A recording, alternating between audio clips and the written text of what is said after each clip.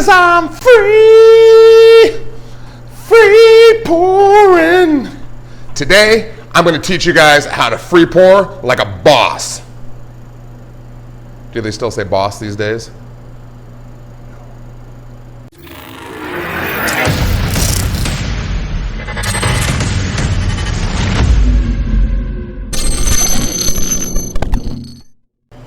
Hey there, Dave Allred, the Real Barman here, owner of Bar Patrol and creator of the Real Bar Course. I know my singing is hauntingly beautiful, but I also know that's not why you came here. If you're looking to become a rock star bartender, right now I'm going to show you how to free pour like an expert so you look really cool, and also so you can nail the pour dead on, because owners and managers want to see that you can pour the correct amount when you're making cocktails so the guests don't get crappy drinks, and more importantly, so the owner doesn't lose a bunch of money because you're just over pouring like crazy. That's not a good look for you. Okay, so let's get to it. I got my bottle of Tito's here. I got my Exacta pour, which is going to measure how accurately I pour. You don't need an Exacta pour, but anything that measures ounces, or even better yet, a half ounce will work for you. I just like it a lot. You can get it on Amazon for like 50 bucks if you want one. I'm not an affiliate or anything. I just think it's really cool. This is the best way to learn, is by trial and error. So, tip number one, we want to make sure that we're grabbing the bottle by the neck. We don't want to grab it down here and wave it around like a drunken sailor. Grab it up here where we have control. All right, the only thing you have to be careful of is not to put your finger up here on the pour spout. These metal pour spouts have an air hole right at the top. Helps the flow of liquor. Let me see if I can show you really quick. Right on top there. And if you get your finger caught up here, what happens is it really slows down the pour so it just dribbles out. And we only do that for certain clientele. Can I get another one? Here you go, Chief.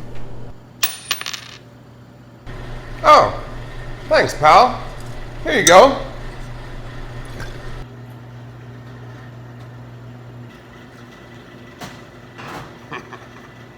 Okay, you didn't hear that from me. You should never underpour a guest who's paid for a drink. Okay, tip number two, we want to make sure that we turn the bottle upside down vertically with confidence. All right, all the way upside down so the pour comes out consistent. We want to do this halfway thing so it dribbles out again. So make sure that every time we pour, we go confidently upside down.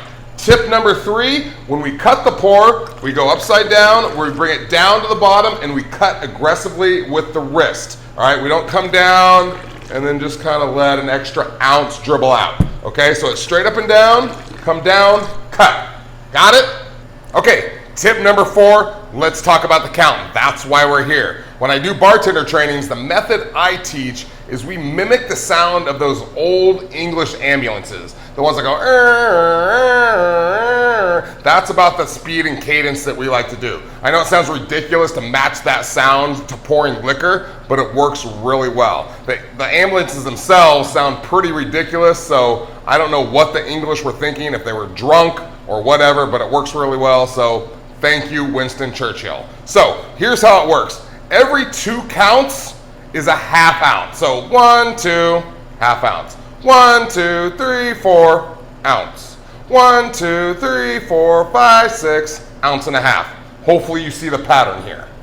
So my suggestion is that you practice 3 main pours. Ounce, ounce and a half, and 2 ounces. I get 3 glasses, just bucket glasses, practice pouring into there. Use your measuring device and see how you're doing, and then use trial and error. All right, I'm just gonna show you how accurate this method is using an ounce and a half, because it's one of the most popular pours in the industry. Shot size, gin and tonics, Jack and Cokes, about, I would guess 75% of bars at least use an ounce and a half pour, so let's go ahead and do that one. Here we go. 1, 2, 3, 4, 5, 6, cut. I'm gonna pour it into my little beaker here. I'm gonna use a funnel and cheat. My hand's not steady enough. So I pour it up here, and it should go to the red line, and I'm going to hold it up here so you can see that's dead on accurate, baby.